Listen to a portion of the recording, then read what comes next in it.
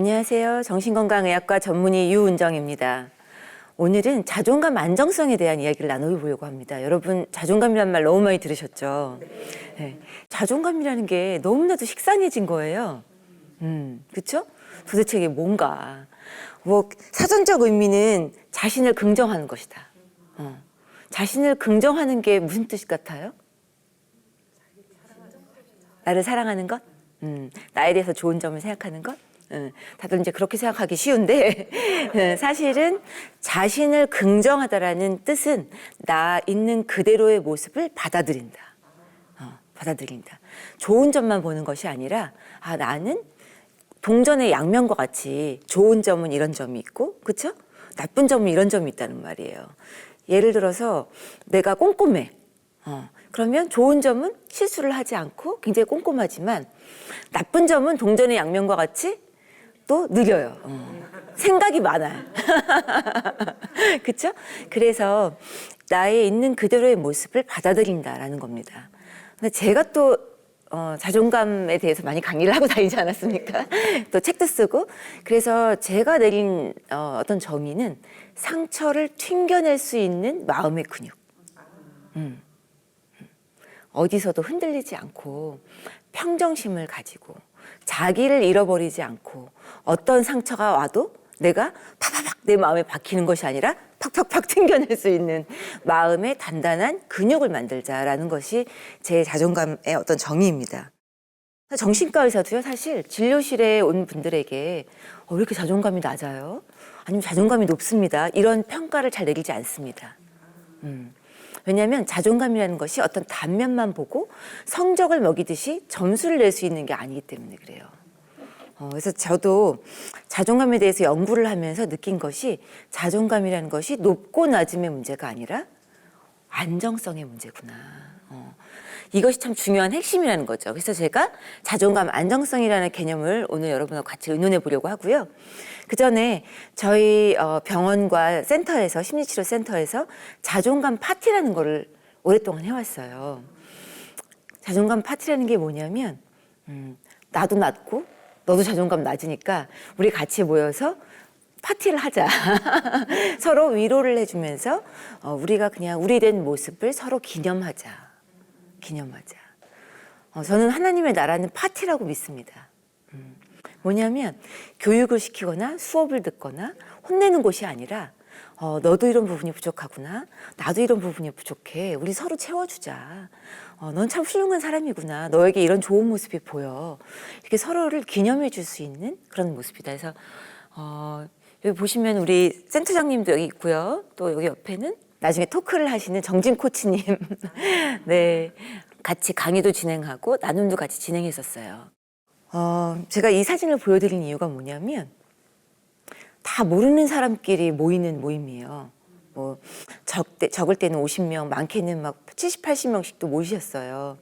그러면 이제 코로나 이전의 모임이죠. 코로나 때문에 지금 안타깝게도 좀 쉬고 있지만 아직까지도 언제 자존감 파티 다시 시작하세요? 그리고 문의 오시는 분들도 계세요. 근데 그분들이 하시는 얘기가 너무 얘기를 열심히 잘 하시는 거예요. 그러니까 저희는 이제 일방적인 강의뿐만 아니라 소그룹 모임을 하는데 자기의 어떤 사연들 또 깨달은 거, 강의를 듣고 나서 깨달음을 나누는데 제가 이제 조장으로 잠깐 참석을 한 적이 있었거든요. 조별로. 근데 저는 얘기할 틈도 없어요. 너무 얘기를 잘 하시고 처음 보는 분 앞에서도 자기 이야기를 오픈하시는 거 보고 제가 깜짝 놀랐어요. 그래서 제가 여쭤봤어요. 이렇게 처음 보는 분인데 어쩜 이렇게 얘기를 잘하시냐고. 그랬더니 여기 그런 얘기하려고 온 모임 아닌가요? 그러시더라고. 그러니까 그만큼 나를 평가받지 않는 장소에서 내가 어떤 그 지연이나 또 교회에서 만나는 모임도 아니고 정말 나를 모르는 제3자와 함께 나의 마음속을 탐구하는 것을 하는 자리가 너무나도 필요하다는 걸 제가 그때 깨달았어요. 그래서 카페 문을 이제 제가 카페를 빌려서 했는데 10시면 문을 닫아야 되는데 10시가 넘어서도 자리에 일어나지 않으셔서 제가 참 애를 먹었던 그런 기억이 있습니다. 그때 제가 느꼈어요. 진정한 럭셔리라는 게 여기 있구나. 우리가 뭐를 소유하거나 그런 것이 아니라 진정한 나눔의 경험, 내가 이해받는, 소외되지 않고 여기서 소속감을 가지고 이해받는 모임. 이것이 진정한 럭셔리고 진정한 우리에게 필요한 자리구나 라는 생각을 했습니다. 그래서 제가 제 여기 다 아는 한 이제 계속 진행할 생각이고요. 저희 센터에서 이제 그것을 한 이유가 저희 센터 이름이 이제 굿 이미지예요. 굿 이미지는 하나님의 형상. 왜 제가 창세기 1장 27절에 보면 하나님의 형상을 회복대로 사람을 창조하셨다는 말이 있잖아요. 그러면 우리는 그동안 외부의 메시지, 사회적인 어떤 편견, 또 자존감을 상하게 하는 부모의 말. 부모님께서도 우리의 자존감 많이 상처를 주셨죠. 또 우리도 나도 모르게 가해자가 돼서 다른 사람들을 예민하게 하고 또 상처를 줄 수도 있는 거죠. 피해자임과 동시에 가해자가 될 수도 있는 그런 상황인 거죠. 그래서 항상 나의 말과 나의 언행에 늘 주의 깊게 살펴봐야 합니다. 곧 나의 상처가 말로써 표현되기 때문이죠. 그래서 이제 굿 이미지 상담센터라는 이름이 탄생된 게 God's 이미지. 하나님의 형상을 온전히 회복을 해보자.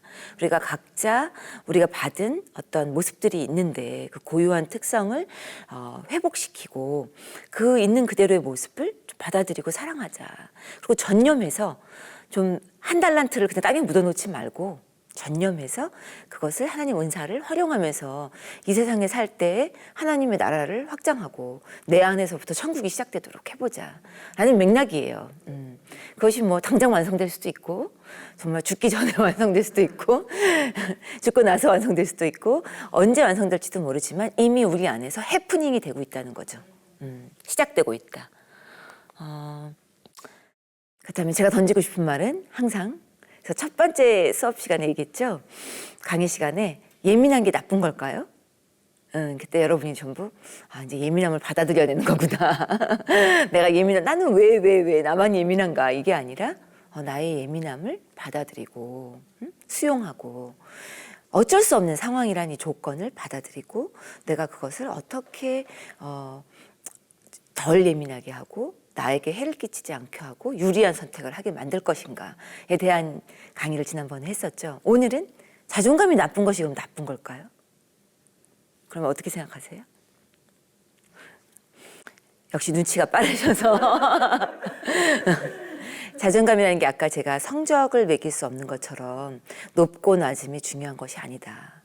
마치 나 자존감이 왜 이렇게 낮지? 나는 진짜 형편없나 봐. 자존감이 낮은 거 또 한 번 확인했어. 그게 아니라 또는 학원을 가서 높여야 되나? 자존감 공부를 더 해서 책을 많이 봐서 원장님 강의를 많이 들어서 내가 자존감을 더 높여야 하나? 하는 것이 아니라 내 자존감이 이렇게 낮구나. 그렇다면 내가 이걸 어떻게 하면 상처를 좀 덜 받을 수 있을까? 준비하는 것. 또 자존감이 높은 삶이라고 무조건 좋은 건 아니에요. 자존감이라는 독이라는 책도 있어요. 뭐냐면 자존감이 높은 사람들은 다른 사람을 아나무인으로 여긴다는 거예요. 그 사람들을 신경 쓰지 않고 자기만 옳다고 생각하는 거예요. 그래서 어떤 집단에서는 오히려 상처를 또 주기도 쉽다라는 이야기가 있고 자존감이 낮은 사람들은 오히려 집단에서 눈치를 많이 보기 때문에 분위기 메이커가 되고 약간 오지랖이 많기 때문에 다른 사람을 돕는다든지 또 뭔가 소외된 사람들을 뭐 애써 찾아가서 도와준다든지 또 자존감이 낮은 사람은 기가 막히게 자존감이 낮은 사람이 눈에 띄어요. 동급이 눈에 띄는 거야. 그래서 가서 조금이라도 더 챙겨준다든지 장점도 있더라는 거죠. 그래서 여러분에게 이제 그런 기쁜 소식을 한 가지 전해드리고요. 그래서 매슬로우는 내적 자존감과 외적 자존감이라는 두 가지로 구분해서 얘기를 했어요. 내적 자존감이라는 거는 곧 내가 나를 어떻게 평가하는가. 외적 자존감은 반대로 다른 사람들 관계 안에서 내가 어떻게 평가되는 거예요. 그래서 어떻게 보면 어떤 사람은 저 사람은 왜 자존감이 낮지? 하는 사람이 있어요. 그렇죠? 모든 걸 다 갖춘 것 같은데 근데 스스로가 자기를 평가하는 것은 굉장히 낮은 거죠. 그거는 어렸을 때부터 그러한 환경에서 자라왔거나 아니면 끊임없는 환경에서 오는 좀 현재 사회에서 오는 메시지를 통해서 스스로를 깎아내리고 있는 거죠. 그것이 이제 자기 평가에 관련된 부분인데 그것은 상대적인 박탈감이 많이 작용을 합니다. 제가 한 전문가를 만났었는데 밖에 나가서는 선생님 소리를 들어요. 그렇죠? 근데 집에서는 엄마가 너 옷 그게 뭐니? 그랬더니 스트레스를 받아서 그 옷 갈아입느라고 출근 늦었어요. 그러니까 한마디의 말에도 상처를 너무 쉽게 받고 자기 입은 의상을 고르는 데에도 너무나도 자신감이 없는 거예요. 결정장애처럼 자신이 내린 선택과 결정에 자신이 없는 것. 그것도 이제 낮은 자존감의 한 가지 패턴이었던 거죠. 그래서 이제 자존감을 형성하는 그런 사람들의 그 패턴을 보면 낮은 자존감을 갖고 있는 분들은 자신에게 유리하지 않은 선택도 꽤 많이 해요. 예를 들어서 나쁜 남자한테 끌린다든지. 그쵸? 웃으시는 분들 계십니다. 또는 시험 보기 전날 책을 그냥 덮어버리고 자버려요. 그리고 시험 공부를 해야 되는데 왜 이렇게 그 드라마가 보고 싶은지 계속 그것만 봐. 중요한 일을 앞두고 나에게 해로운 선택을 하는 거예요. 여러분 머리로는 알고 있지만 내 행동이 이미 그걸로 하고 있는 경우들이 많아요. 그런 떠오르는 게 좀 있으세요? 내가 하면 안 되는 걸 알면서도 그런 행동을 하고 있어.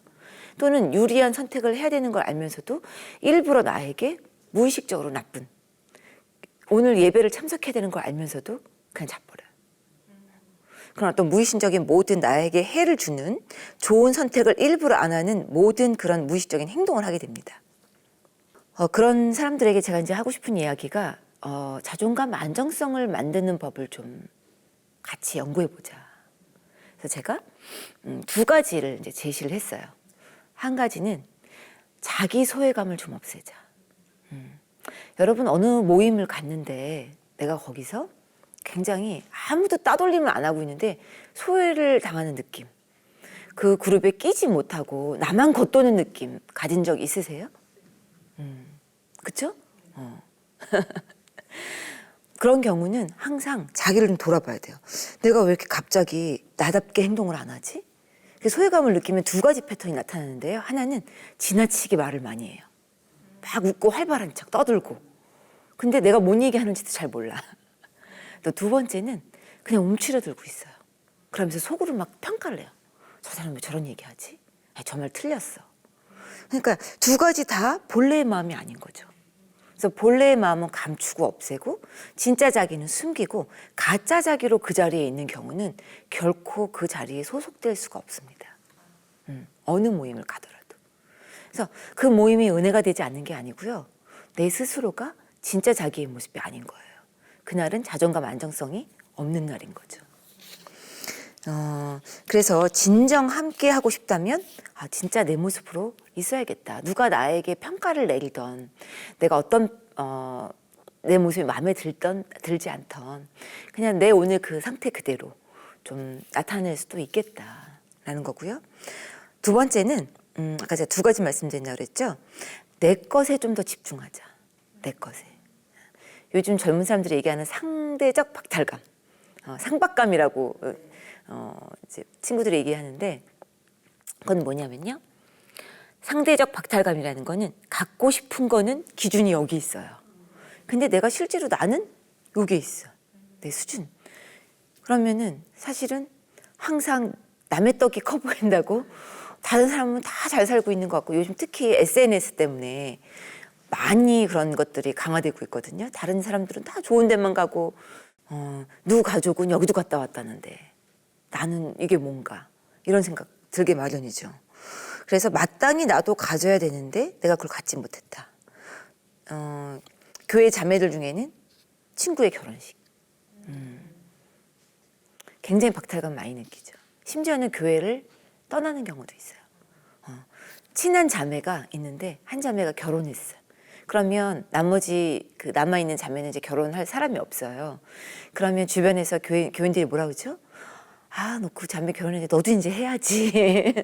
너도 좋은 사람 나타날 거야. 이제 축복된 말로 얘기는 하지만 본인에게는 상대적 박탈감을 느끼는 거죠. 또 이제 나이가 어느 정도 차면 쟤는 뭐 눈이 낮아서 눈이 높아서 왜 결혼 아직도 못했지? 이런 어떤 생각까지 가지게 되는 거죠.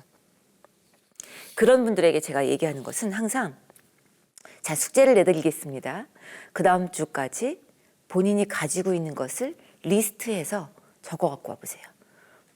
마치 내가 갖고 있는 재산 목록을 적어 갖고 오듯이. 응? 그러면 다음번 갖고 올 때요. 적을 게 없었다는 거예요.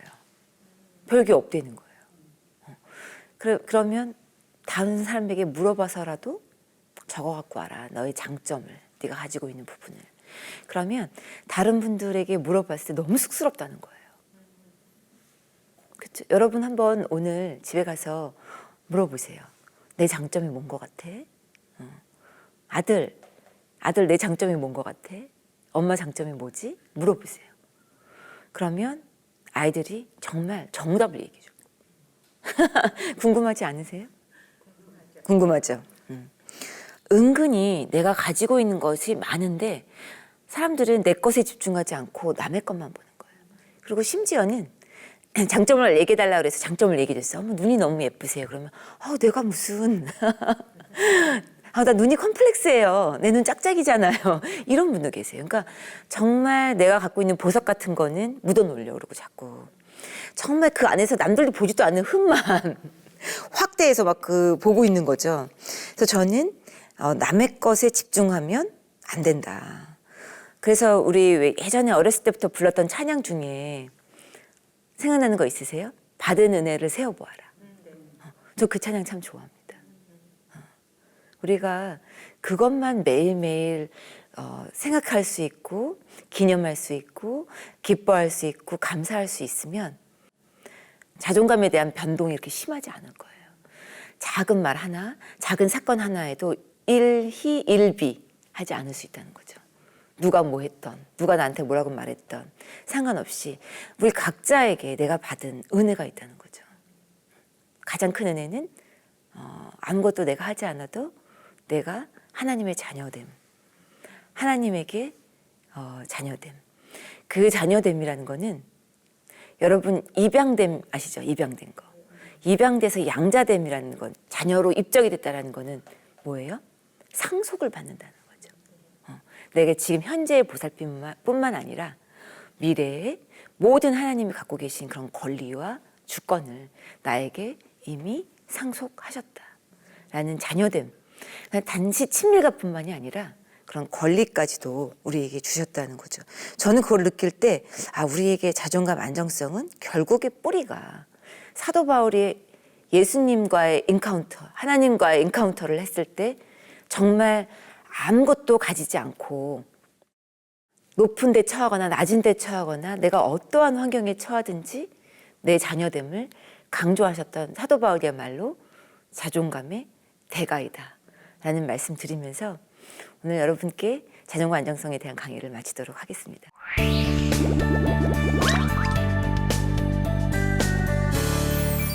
오늘도 사연을 함께해 주실 정진 코치님 모셨습니다. 안녕하세요. 네, 안녕하세요. 라이프 코치 정진 인사드립니다. 오늘도 원장님 강의 들으면서요, 제가 고개를 끄덕이면서 정말 자존감, 안정감, 또 자기가 가지고 있는 것에 집중하라. 정말 많은 배움이 있었습니다. 그럼 오늘도 어떤 사연이 들어왔는지 한번 같이 읽어보도록 하겠습니다. 첫 번째 사연입니다. 부모님께 비수가 꽂혀 쉽지 않네요. 저는 공부를 열심히 하려 하는데 잘 안 돼서 속상한데 부모님이 공부가 제일 중요해 하고 한마디 하신 게 저의 모든 노력이 사라져버리는 느낌이 힘들었어요. 가뜩이나 열심히 활동하고 일하다 상처도 받고 참아서 화가 쌓였는데 저 어떻게 해야 할까요? 한 자녀분께서 준 사연이신데 원장님 한 말씀 해주시죠. 정말 이 학생의 마음이 절절히 그냥 저에게 전달이 되는 것 같습니다. 그렇죠?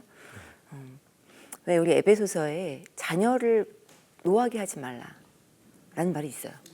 부모를 공경하라는 말 바로 다음에 나옵니다. 이 자녀를 노하게 하는 비수꽃임 한마디. 공부가 제일 중요해. 자기는 열심히 하고 있는데. 그렇죠? 그래서 제가 이걸 보면서 이런 생각이 들었어요. 자기는 진짜 공부 안 되는 것도 너무 속상한데 부모님에게 내가 또 실망을 안겨드리는구나 라는 게 또 한 번의 상처가 이제 한 번 더 속상한 거죠. 그래서 모든 아이들이 사실은 다 좋은 성적을 낼 수가 없어요.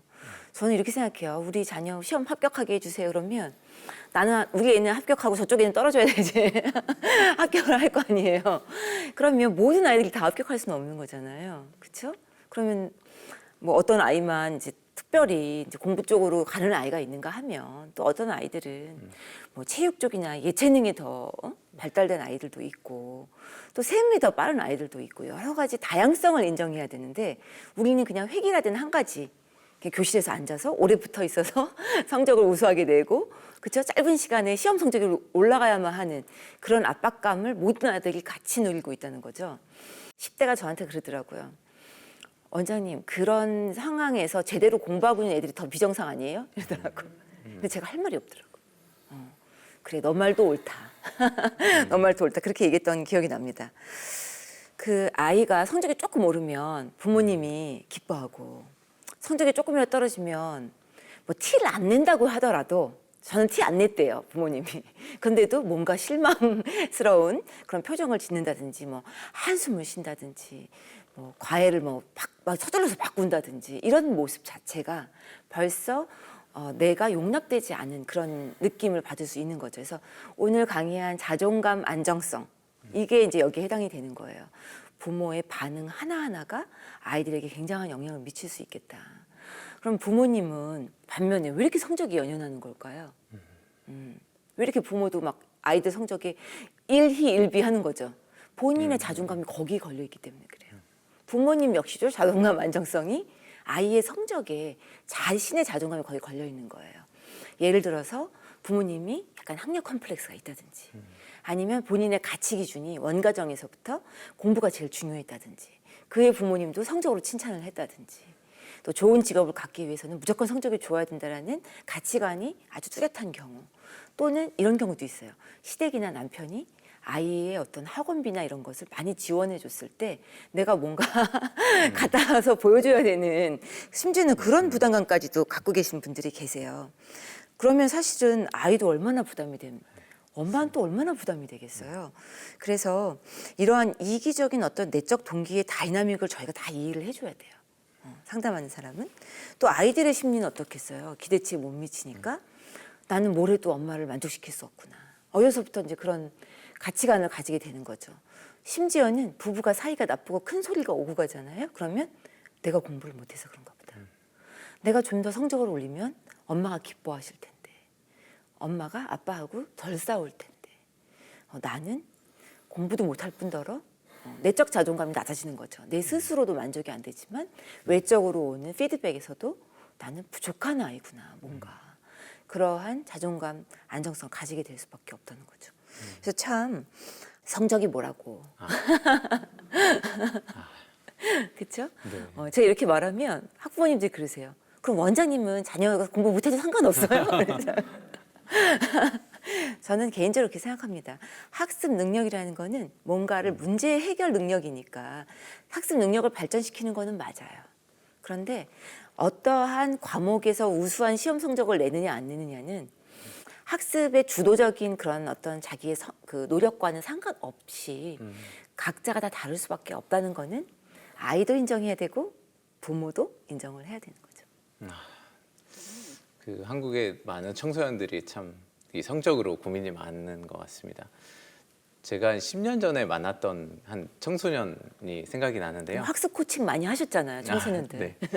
제가 학교에서 잠깐 일을 한 적이 있었는데 그때 이제 한 학생이 찾아왔습니다. 쉬는 시간에 찾아와서 저를 만나자마자 딱 그러는 거예요. 선생님 저 죽고 싶어요. 그런 벌써 이제 얼굴빛이 뭐 어둡고 힘들어 보였습니다. 그래서 너 무슨 일이 있니? 한번 말해봐. 그랬더니 그 친구가 이제 1시간 정도, 이제 1시간 뒤에는 이제 수업에 다시 들어가야 되기 때문에 이야기를 하는 거예요. 근데 가정에 대한 이야기, 뭐 성적에 대한 이야기, 그러니까 너무 많은 일들이 있었던 거죠.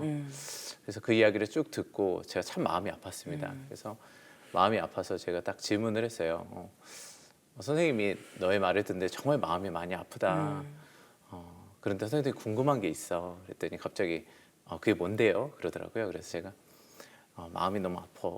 근데 선생님 궁금한 거는 너는 뭘 좋아하니? 너는 뭘 잘해? 그리고 너는 어떨 때 마음이 뛰니? 제가 좀 이렇게 공감을 하고 넘어갔을 때 좀 갑작스럽게 질문하니까 이 친구가 뭐지? 갑자기 죽고 싶다는데 뭐 이런 질문이지? 처음에 좀 그런 반응이었어요. 그런데 한 6개월 정도 계속해서 이런 질문을 던졌고 적어보기도 하고 찾아갔는데 그 친구는 이제 뭐 가정 환경도 좋지 않고 부모님께도 참 여러 가지로 힘든 일들이 있었고 성적도 좋지 않았습니다. 뭐 왕따도 당하고. 근데 그 친구가 한 가지 있는 게 있었어요. 그러니까 아까 원장님 말씀하신 그 친구가 가진 한 가지. 그 친구는 누구보다도 만화를 사랑하는 마음이 있었습니다. 만화에 미쳐 있었습니다. 그래서 수업 시간에 들어가면은 뭐 이렇게 해서 이제 만화를 그리고 있는 친구였어요. 그러면 이제 다른 선생님들이나 너 공부 안 하고 뭐 하냐? 그쵸. 뭐 이렇게 이제 엄마 보면 맨날 만화책만 보고 있다고 생각하고 더 열받겠죠, 엄마가. 쓸데없는 그림이나 그리고 있냐? 이제 맨날 혼나고 그러니까 나는 공부도 못해. 뭐 맨날 부모님 돈도 없어. 뭐 맨날 과정교도 어려워. 뭐 이런 생각만 하다가 이제 자기가 난 누구보다도 만화를 사랑하는구나를 본인이 경험한 겁니다. 그러면서 이 친구가 이제 만화를 블로그에 올리기 시작하고 또 좋은 일들이 생기기 시작했어요. 연결도 되고.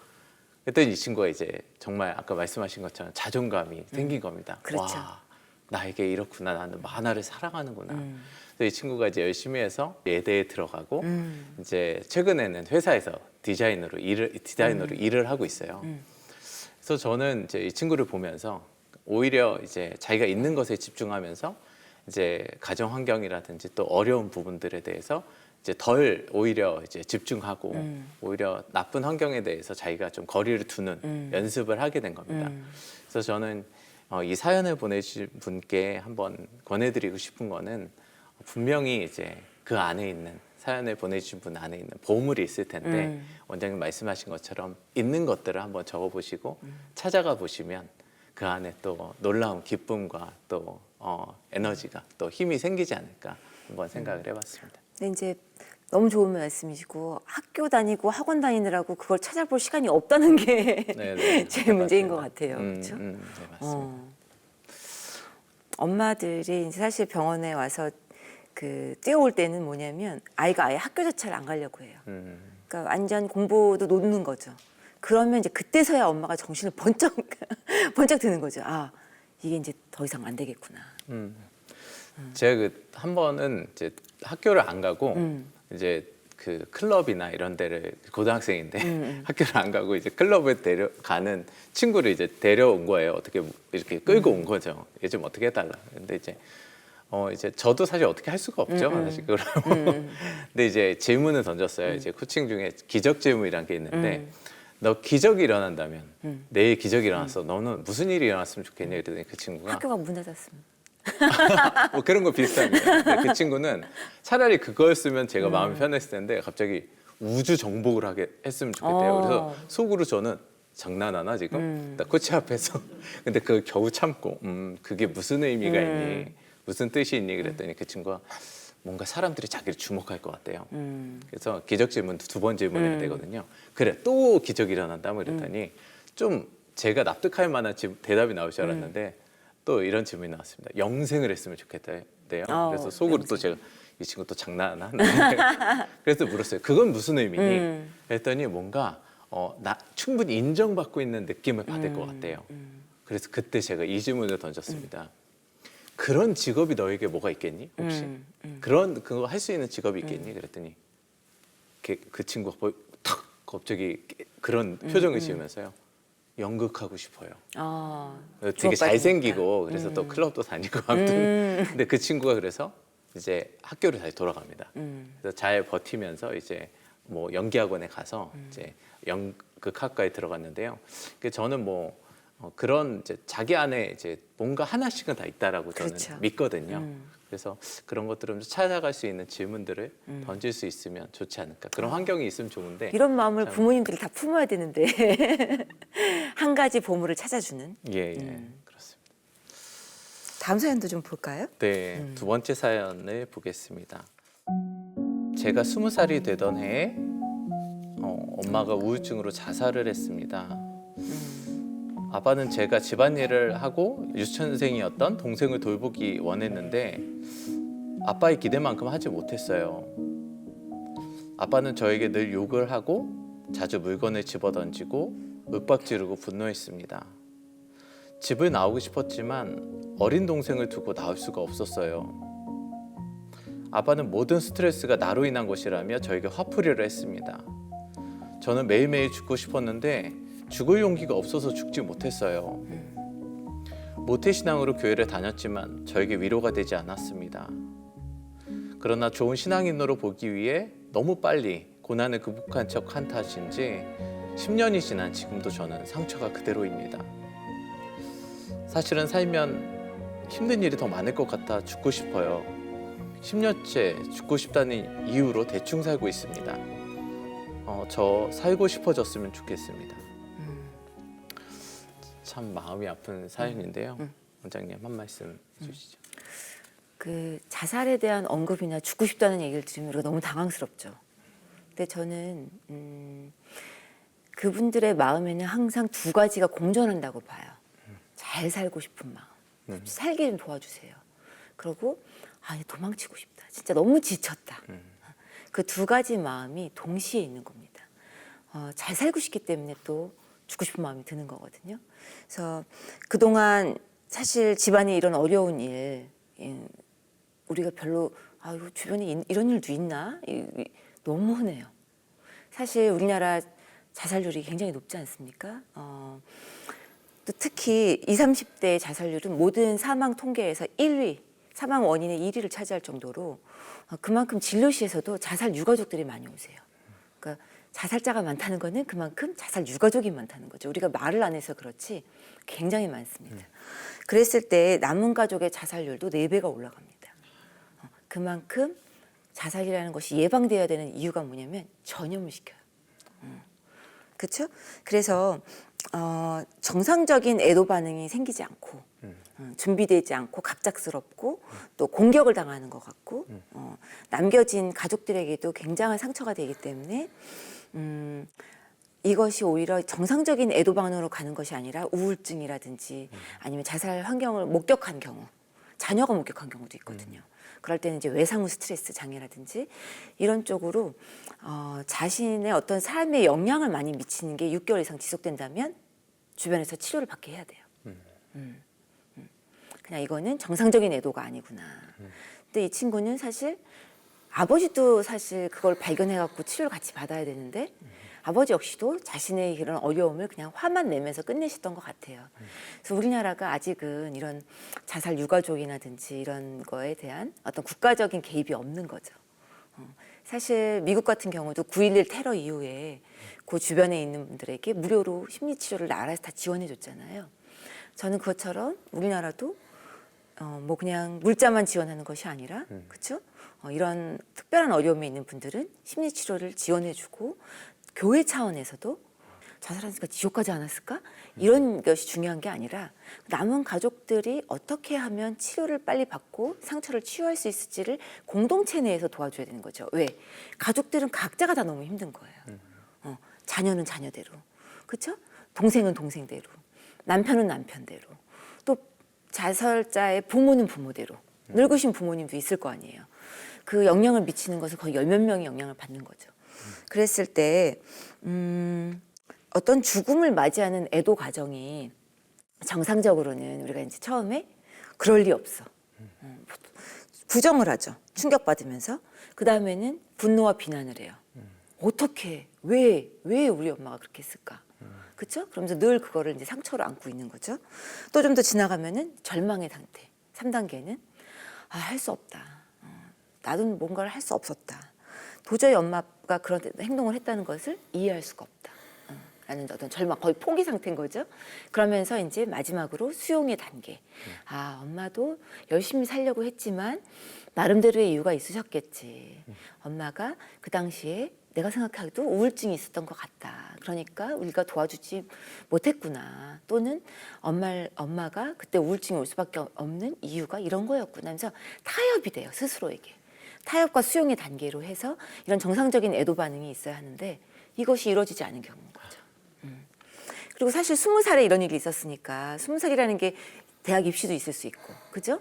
또 직장을 가게 되면 뭐 면접도 있을 수 있고, 굉장히 부모의 코치도 필요하고 안정된 가정 환경이 필요한 그런 나이인데 자신의 적성과 진로를 제대로 찾아볼 수 있던 그런 자원이 부족했던 것 같아요. 근데 그렇지만 이 아이는 또 이 아이대로 20살의 아이로서는 최선을 다한 거예요. 집안일도 하고 동생도 돌보고 엄마랑 헤어진 그 슬픔도 견디고 또 아빠에게 그렇게 핍박을 받으면서도 뭐 탈선은 안 했잖아요. 집을 나간 건 아니잖아요. 가출은 안 했잖아요. 그래서 굉장히 칭찬해주고 싶어요. 학교도 마치고 직장까지 다닌 것만으로도 너는 정말 대단한 거다. 하지만 당장 급할 때는 우리가 바닥을 쳐요, 그냥. 근데 바닥을 치고 이제 조금 살아날만 하면 그때 우울증이 옵니다. 우리가요, 시어머니 봉양하고 시어머니 10년 동안 병간호했어요. 그동안은 우울증 안 와요. 딱 돌아가시고 나면 그때 우울증이 와요. 내가 바닥을 치고 너무 힘들 때는 당장 처한 일이 너무나도 급하니까 우울증이 올 그런 여력도 없는 거죠. 우리가 우울자리 보고 눕는다고 우울증도 안 오는데 그게 어느 정도 해결되고 지나고 나면 그 여파는 제가 지난번 강의 때 얘기한 것처럼 감정에는 유효기간이 없다. 그 이후에 10년이 지나도 영향을 미치는 거죠.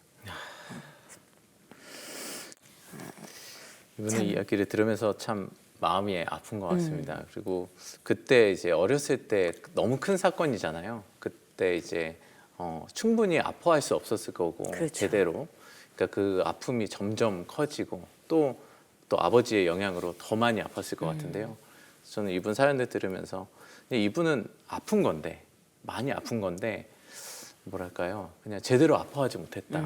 그래서 이분은 누군가와 함께 이것을 같이 아파할 그런 것이 필요하고 아까 신앙적인 부분이 나와서 정말 아픈 거는 잘못된 게 아닌데 네. 그거에 대해서 하나님께서도 내가 너의 아픔을 안다, 사랑한다, 나도 너와 같이 아프다 이렇게 말씀하시지 또 신앙적으로도 이렇게 뭐 탓하시거나 뭐 이분이 느끼시는 그런 것 그렇게 말씀 안 하실 것 같아요. 그래서 그런 위로의 말씀을 또 드리고 싶고요.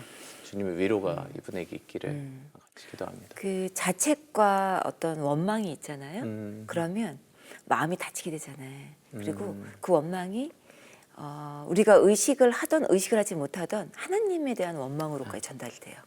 왜냐하면 우리는 하나님 아버지라고 하잖아요.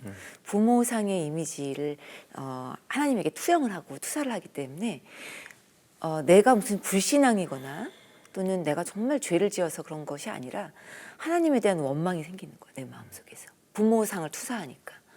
그럼으로써 신앙에 대한 것도 거리가 이제 멀어지고 여기 보면 누가 나를 좀 돌봐줬으면 좋겠다. 정말 제대로 된 공동체에서 신앙을 나누고 싶다 해도 그런데 마음이 열리질 않는 거예요. 그래서 저는 어떤 분들이 이래요. 난 신앙으로 해결할래요. 무슨 심리 치료를 받아요. 이런 분들 계신데 그 말도 맞아요. 왜냐하면 전적으로 하나님이 개입하셔서 정말 극적인 대면이 있을 때 치료는 심리 치료는 거기에는 그냥 일갓 그냥 먼지 같은 거죠. 하나님의 개입이 있을 때. 근데 그런 경우가 매번 해프닝 되는 건 아니거든요. 그렇죠? 그랬을 때는 우리가 내가 노력할 수 있는 부분의 마음의 어떤 치유는 조기 개입을 해야 돼요. 이렇게 응급 상태는 조금이라도 더 일찍 개입을 해서 정말 함께 아파할 수 있으면 함께 울고 그렇죠? 함께 위로를 해줄 수 있으면 좋은데 그것이 가능하지 않을 경우에는 이 원망이 오히려 더 신앙을 악화시키고 신앙으로 해결되는 것이 아니라 오히려 더 신앙이 나빠지는 결과도 가져올 수 있다는 거죠. 자, 오늘 참 안타까운 사연들이었죠. 네. 근데 안타깝지만 굉장히 흔한 사연이기도 합니다. 코치님 좀 어떠셨어요? 네, 오늘 이 사연을 보내신 분들의 마음에 주님의 위로가 가득하시길 같이 기도하겠습니다. 오늘 너무 좋은 강의 또 말씀에 감사합니다. 유은정 원장의 마음치료 코칭 시즌3 마무리할 시간이 됐는데요. 다음 시간에도 자존감에 대한 강의를 준비했습니다. 이번 다음 강의는 나이 들수록 자존감, 중년과 노년기의 자존감에 대해서 함께 이야기 나눠보도록 하겠습니다. 많이 기대해 주세요. 감사합니다.